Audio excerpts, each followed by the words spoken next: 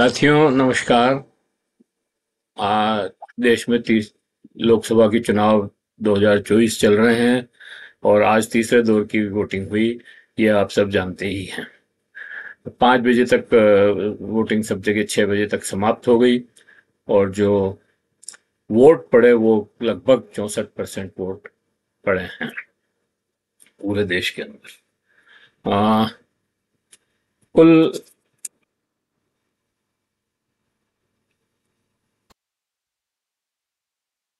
93 सीटों पर वोटिंग हुई है और उसमें से गुजरात की 26 सीटें हैं, कर्नाटक की 14 हैं, गुजरात की महाराष्ट्र की 11 हैं, यूपी की 10 हैं, बंगाल की 4 हैं, अ, गोवा की 2 हैं,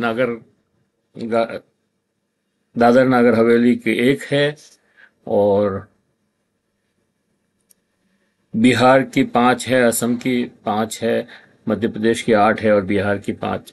बिहार तो ये कुल मिलाकर के 93 सीटें हैं जो आज चुनाव हुए। आज अमित शाह का भी वोट की सीट पे भी कंटेस्ट में थे। अमित शाह, पुरुषोत्तम रूपाला, मनसुख मांडविया, ये लोग आज जो है ये मंत्री भी इनका भी फैसला आज वो उस मशीन में बंद हो गया। इसके अलावा मैनपुरी से डिम्पल यादव चुनाव लड़ रही थी और बदायूं से पहली बार लड़ रहे हैं, हालांकि वो शिवपाल के लड़के हैं, आदित्य यादव शायद। और इस तरह से वो भी जो है बंद हुआ है। कुल मिलाकर के तीसरे चरण की वोटिंग के बाद ऐसा माना जा रहा है, ऐसी रिपोर्ट्स आ रही है, ऐसे पत्रकार जो फील्ड में हैं और चुनाव के ऊपर नज़र बनाए हुए हैं, वो ये कह रहे हैं कि भाई इस वोटिंग के बाद जो है भाजपा की मुश्किलें और बढ़ने वाली हैं।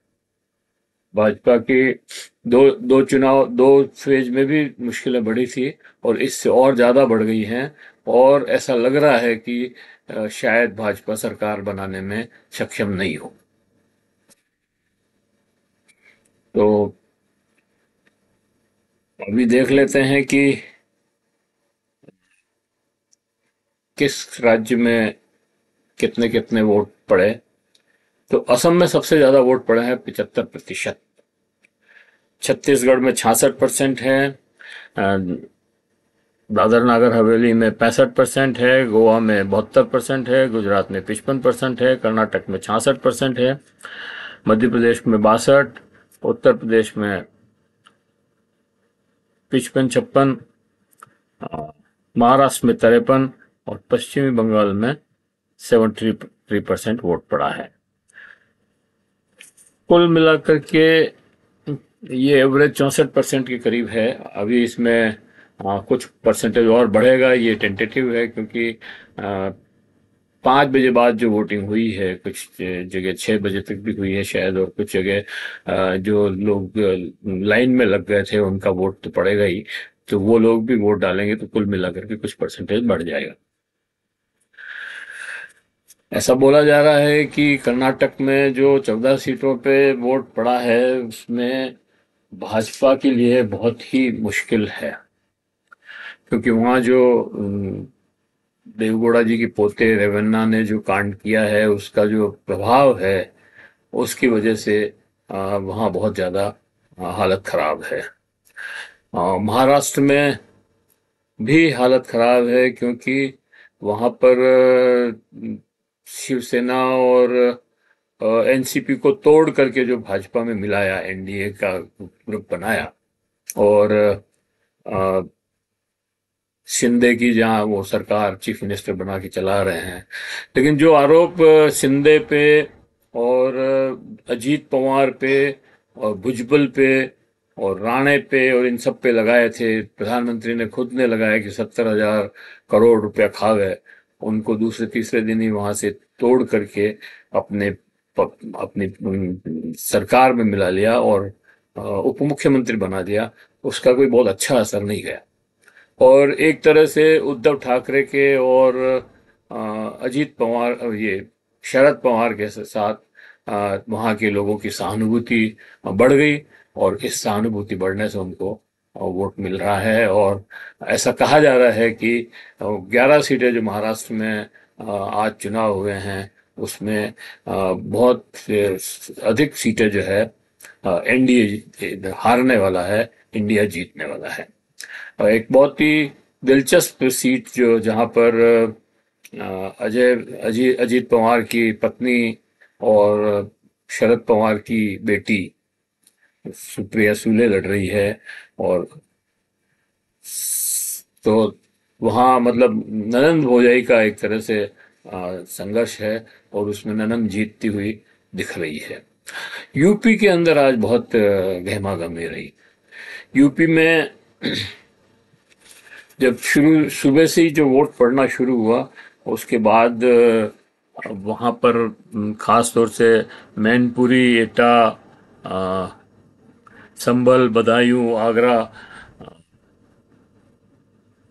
आंवला, बरेली, इन सीटों पर पुलिस जो है, ये मतलब समाजवादी पार्टी ने आरोप लगाया है कि इन सीटों पर पुलिस जो है वोट डालने नहीं दे रही मतदाताओं को, और पुलिस को उनको पीट रही है, धमका रही है, खदेड़ रही है, और सब तरह से जो है उनको वोट वोट डालने से रोक रही है। तो ये क्या कारण है? मतलब पुलिस वहाँ योगी की पुलिस है, और वो अगर ये कर रही है तो इसका साफ एक मतलब है कि उनको वोट डालने से रोक करके इन सीटों पर कब्जा किया जाए।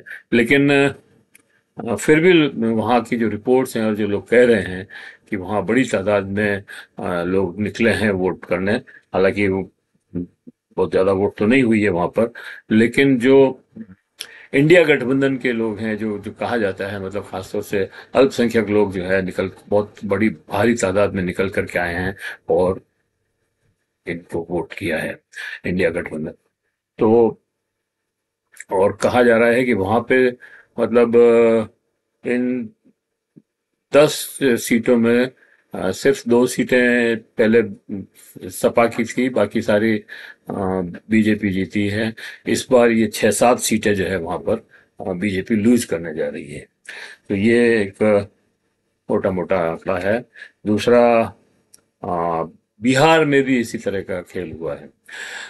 बिहार में तो 2-3 लोग मर की डेथ भी हो गई है। वहां पर शायद कुछ बवाल ऐसा हुआ कि 2-3 जनों की मौत हो गई। आ, एक और बात जो खास तौर से कहनी है आज के दिन, कि नरेंद्र मोदी जो है जिस तरह से चुनाव प्रचार में बोल रहे हैं, और हिंदू मुसलमान कर रहे हैं, और जो ये कह रहे हैं कि मुसलमानों का मतलब हिंदुओं का एसटी एससी और ओबीसी का वोट जो आरक्षण है वो काट करके और मुसलमानों को दे देंगे, इसमें आज उनको एक बहुत बड़ी सफलता मिली है। इस झूठ को इस्टेब्लिश करने में वो आज थोड़े कामयाब हुए हैं, मुझे लगता है। क्योंकि आज लालू यादव से किसी पत्रकार ने पूछा कि क्या मुसलमानों को वो आरक्षण मिलना चाहिए, तो उन्होंने कहा हाँ मिलना चाहिए। तो इस बात को लेकर के नरेंद्र मोदी ने फटाक से पकड़ा और बोले देखो, ये तो कह रहे हैं कि मुसलमानों को आरक्षण मिलना चाहिए, और ये जो है एसटी एससी ओबीसी का आरक्षण पूरा का पूरा काट करके खत्म करके और मुसलमानों को, मतलब अल्पसंख्यकों को दे देंगे, मुसलमानों को दे देंगे। तो आज थोड़ी सी उनको लालू यादव के, हालांकि लालू यादव ने यही कहा कि भाई आरक्षण जो है धर्म के आधार पे नहीं है, जाति के और काम के आधार पर है। लेकिन नरेंद्र मोदी तो आप जानते हैं चैंपियन है इसके, कि किस तरह से बयानों को तोड़ मरोड़ना और किस तरह से लोगों के सामने पेश करना, आधे अधूरी चीजों को पेश करना, ये सारे उनके हथकंडे हैं। लेकिन इस बार फिर भी ये लग रहा है कि ये सारे हथकंडे अपनाने के बाद भी उनकी स्थिति बहुत अच्छी नहीं है, और शायद उनका ये तीसरी बार हैट्रिक करके लगा करके तीसरी बार लाल किले पर झंडे फहराने का जो सपना है वो पूरा न हो। हम इस वीडियो को यहीं समाप्त करते हैं और आशा करते हैं कि आपको ये वीडियो पसंद आया होगा, और पसंद आया हो तो आप इसको फॉरवर्ड करें, लाइक करें, फॉरवर्ड करें, और बेल आइकन दबा करके, सब्सक्राइब करके, बेल आइकन दबा करके हमारा संबंध बढ़ाएं। कमेंट बॉक्स में जाकर के आप अपने कमेंट अवश्य लिखें। अभी तक कमेंट लोगों के नहीं आ रहे हैं, हालांकि व्यूवर्स तो थोड़े बढ़ रहे हैं, लेकिन कमेंट नहीं आ रहे हैं। तो मैं चाहता हूं कि कमेंट भी बढ़े। धन्यवाद।